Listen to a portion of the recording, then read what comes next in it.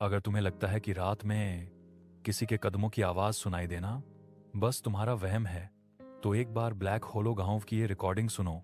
ये आवाजें इंसानों की नहीं लगती। कहानी की शुरुआत एक ब्लैक स्क्रीन से होती है। बैकग्राउंड में हल्की सी रिकॉर्डिंग बजती है, घिसटते कदम, भारी आसमान सांसें और सबसे डरावना, किसी के गले से निकली धीमी हंसी। 17 वर्षीय आर्यन एक नॉर्मल शहर का लड़का था, जिसके फ्रेंड्स उसे कंटेंट बॉय कहते थे, क्योंकि वह हर चीज को वीडियो कंटेंट की आंखों से देखता था, चाहे ट्रेंड हो, ड्रामा हो या डर। एक शाम वह अपने चचेरे भाई रोहित के घर पहुंचा। रोहित थोड़ा अजीब था, शांत और हमेशा कुछ छुपाने वाला। उसके कमरे में हमेशा हल्की सी मिट्टी और पुराने कपड़ों की महक रहती थी। उस रात जब आर्यन वहां रुका, उसने रोहित को कुछ छुपाते देखा। एक काली पेन ड्राइव। ये क्या है? रोहित झिझका। कुछ नहीं, एक केस से मिली है। कौन सा केस? मत खोलना, बस ये रिकॉर्डिंग्स किसी की मौत से जुड़ी हैं। आर्यन हंस पड़ा। वाह, ये तो एकदम वीडियो मटेरियल है। लेकिन रोहित की आंखों में डर था, वही डर जिससे कोई भी मजाक नहीं करना चाहिए। आर्यन प्लीज, ये मजाक नहीं है। जिन लोगों ने इस रिकॉर्डिंग को सुना है, उन्होंने कहा है कि रात में उन्हें कुछ पीछा करता है। आर्यन ने उसका हाथ झटक दिया और पेन ड्राइव उठा ली। शायद यही उसकी सबसे बड़ी गलती थी। उस रात करीब 1:23 AM आर्यन ने कमरे की लाइट बंद की, ईयरफोन लगाए और पेन ड्राइव प्ले कर दी। रिकॉर्डिंग चालू होते ही वक्त 12:00 AM दिख रहा था। धीमे हवा की सिटी बजती आवाज, टूटे पत्तों पर किसी के कदम, फिर एक आदमी की हांफती आवाज। अगर कोई ये रिकॉर्डिंग पाए तो प्लीज ब्लैक होलो मत जाना। हवा और तेज। फिर वो आ गया। कदमों की आवाज अचानक दौड़ में बदल गई और फिर एक अमानवीय चीख। रिकॉर्डिंग यहीं खत्म हो गई। आर्यन के पूरे शरीर में सिहरन दौड़ गई, लेकिन उसकी आंखों में डर नहीं, जिज्ञासा थी। ब्लैक होलो, ये नाम सुना है कहीं? अगले 1 घंटे तक उसने इंटरनेट खंगाल डाला। ब्लैक होलो एक पुराना जंगल था, जो एक छोड़े हुए गांव काला खो के पीछे पड़ता था। वहां पिछले 20 सालों में 7 लोग गायब हो चुके थे। कोई भी वापस नहीं लौटा। हर केस की एक ही खास बात, अंतिम लोकेशन रिकॉर्डिंग। और यह वही आवाज थी जो उसने अभी सुनी थी। सुबह 3:02 AM आर्यन को नींद नहीं आई। उसे पेन ड्राइव में एक और फोल्डर मिला, डू नॉट प्ले नाम का। भाई, अब तो यही खोलूंगा। जैसे ही उसने दूसरी रिकॉर्डिंग चालू की, स्क्रीन पर एक नोट आया। अगर तुम यह सुन रहे हो तो वह तुम्हें देखने लगा है। आर्यन के होंठों पर हल्की मुस्कान आ गई। ओ टेप हॉरर स्टाइल। लेकिन अगला पल मजाक नहीं था। ऑडियो में किसी की सांस बेहद पास सुनाई दे रही थी, इतनी पास जैसे कोई वक्ता के बिल्कुल सामने खड़ा हो। और फिर एक बेहद धीमी, फुसफुसाती पुरुष आवाज, कौन है वहां? आर्यन का दिल धड़ाधड़। फिर आवाज दोबारा आती है, मैं देख सकता हूं।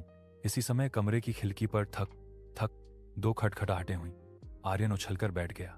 पर्दों के पीछे कुछ नहीं था। वह वापस बैठा और ऑडियो चल रहा था। पीछे मुड़कर मत देखना। आर्यन ने घबराकर ईयरफोन निकाल फेंके। धड़कने तेज, हाथ कांपते हुए। लेकिन दरवाजे पर रोहित खड़ा था। तुमने सुना है ना? उसकी आवाज कांप रही थी। तुम्हें अब उससे बचना होगा। सुबह होते ही रोहित ने वह सच बताया जो उसने सालों से छुपा रखा था। 2 साल पहले मैं और मेरे 3 दोस्त ब्लैक होलो गए थे। हमने भी रिकॉर्डिंग सुनी थी और सोचा था मजाक होगा, पर वहां मजाक नहीं था। जंगल में कुछ है आर्यन, कुछ ऐसा जो अंधेरों में चलता है, आवाज की नकल करता है और सामने आने से पहले तुम्हें बुलाता है। आर्यन ने पूछा, तुम बचे कैसे?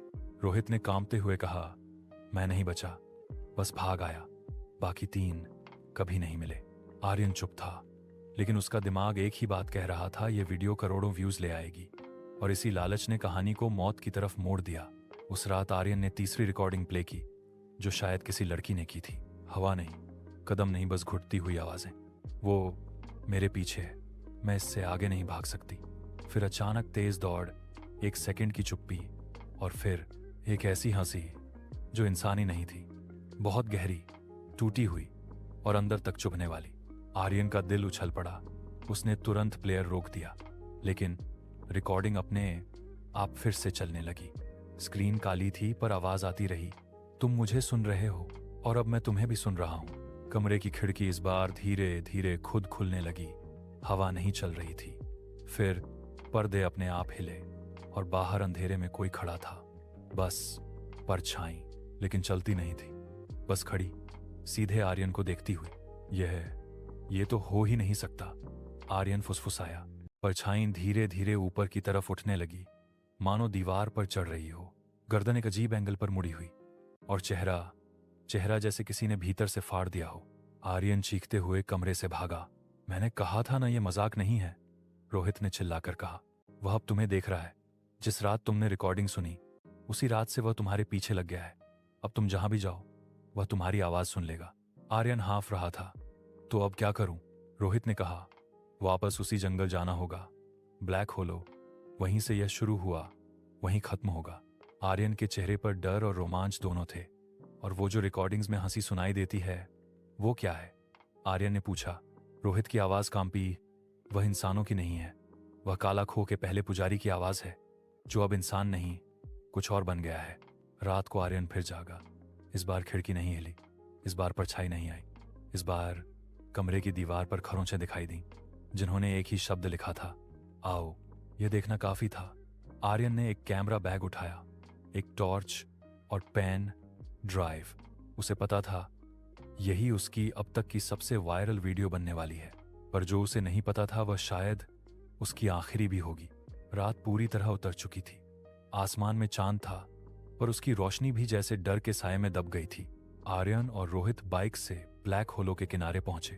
पेड़ इतने घने थे कि अंदर अंधेरा ऐसे लगता था मानो कोई सीधा गहरा कुआं हो, जिसके भीतर कदम रखते ही आदमी गायब हो जाए। यह वीडियो लेकर वापस लौटा तो यह देश की सबसे बड़ी हॉरर रिकॉर्डिंग होगी, उसने फुसफुसाते हुए कहा।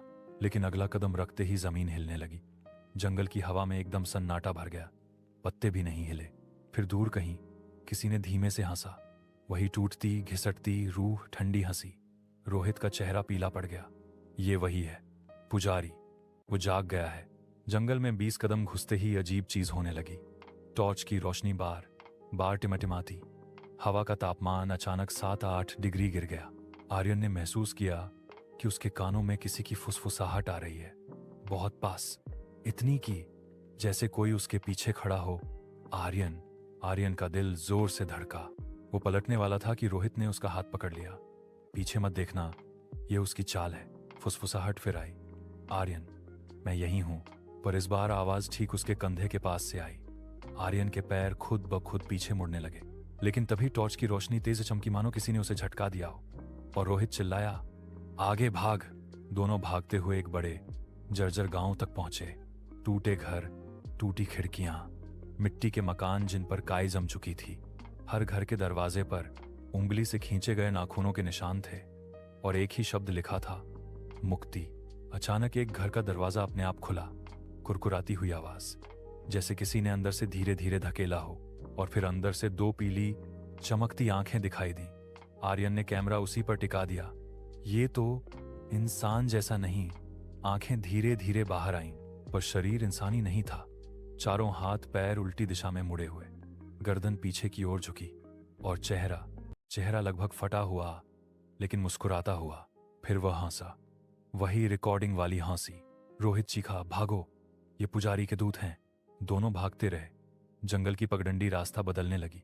पेड़ों की जड़ें फैलकर रास्ता रोक रही थीं, मानो जंगल चाहता ही नहीं था कि वे बाहर जाएं।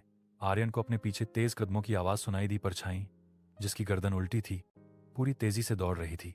और पेड़ों के बीच से घिसटते कदम, हंसी, कराहने की आवाजें, मानो पूरा जंगल जिंदा हो और भूखा। अचानक आर्यन के सामने एक पुराना मंदिर आया, टूटा, भंगर, पर बेहद अजीब आकार वाला। रोहित के चेहरे पर दहशत फैल गई। यही है वो जगह जहां पुजारी ने खुद को मारा था। मंदिर के केंद्रीय कक्ष में उनको एक पुरानी लकड़ी की मेज मिली। मेज पर वही चीज थी जिसने यह सब शुरू किया था, एक पुराना टेप रिकॉर्डर। उस पर लिखा था, फाइनल लॉग। रोहित ने कांपते हुए कहा, यह उसी पुजारी की आखिरी रिकॉर्डिंग है। आर्यन ने सांस रोक ली। चालू मत करो, रोहित ने कहा। पर आर्यन अब वीडियो मोड में था। उसे सच कैद करना था। उसने प्ले बटन दबाया। रिकॉर्डिंग में एक बूढ़ी टूटती आवाज आई, अगर तुम ये सुन रहे हो तो वह तुम्हारे बहुत करीब है। हवा रुक गई। जंगल शांत, सब कुछ जैसे जम गया हो। रिकॉर्डिंग जारी रही। उसकी आंखों में मत देखना, वो तुम्हारी आत्मा खींच लेता है। अचानक मंदिर की दीवारों पर हजारों आंखें उभरने लगीं, जैसे पत्थर के पीछे कोई चीज बैठी हो और बाहर झांकने की कोशिश कर रही हो। फिर एक बेमानवीय चीख गूंजी, दीवारें फटने लगीं और पुजारी यानी वो दानव छायाओं से बाहर निकला। उसका शरीर लंबा, आसमान, हड्डियां बाहर निकली हुईं, चेहरा दो हिस्सों में बांटा। गर्दन के अंदर से काली धुआं जैसी चीज निकल रही थी। उसकी आंखें गहरी, खाली, बिना पुतलियों के, लेकिन किसी आत्मा की तरह चमकती हुई। उसने केवल एक शब्द कहा, मेरे, और छोटे मुंह से फुसफुसाया, पास आओ। रोहित ने आर्यन को धकेलते हुए कहा, भागो, पीछे मत देखना। आर्यन पूरे जान से भागा। जंगल हिल रहा था, पेड़ जैसे सांस ले रहे थे। पीछे से पुजारी की भारी सांसों की आवाज धीरे धीरे तेज होती जा रही थी। हर कदम पर धरती कांपती। आर्यन गिरा, घुटना छिल गया, कैमरा हाथ से छूट गया, लेकिन रिकॉर्डिंग चालू रही। मैं मरना नहीं चाहता, आर्यन चीखता हुआ उठा, लेकिन दौड़ते दौड़ते अचानक उसे रोहित दिखाई नहीं दिया। रोहित, उसने पुकारा। कोई जवाब नहीं, सिर्फ हंसी। जैसे ही आर्यन जंगल के किनारे पहुंचा, उसे पेड़ों के बीच कुछ पड़ा दिखा रोहित का शरीर। लेकिन अजीब बात, शरीर बहुत पुराना लग रहा था, कम से कम 1-2 साल पुराना, सूखा, सिकुड़ा हुआ। आर्यन के पैरों तले जमीन खिसक गई। ये कैसे हो सकता है? मेरा भाई तो साथ आया था। तभी उसके पीछे वही आवाज आई जिसने पुकारा था, आर्यन। वह मुड़ा और जो उसने देखा, उसका दिमाग सुन्न हो गया। रोहित उसके ठीक पीछे खड़ा था, लेकिन उसके पैर हवा में थे, जैसे कोई उसे अदृश्य धागों से लटका रहा हो। उसका चेहरा पूरी तरह काला, आंखें कोयले जैसी और मुंह तक फटा हुआ। धीरे से बोला, मेरा शरीर तो सालों पहले मर चुका था। फिर रोहित का बदन हवा में झटका खाकर पीछे मुड़ गया और कहीं अंधेरे में गायब हो गया।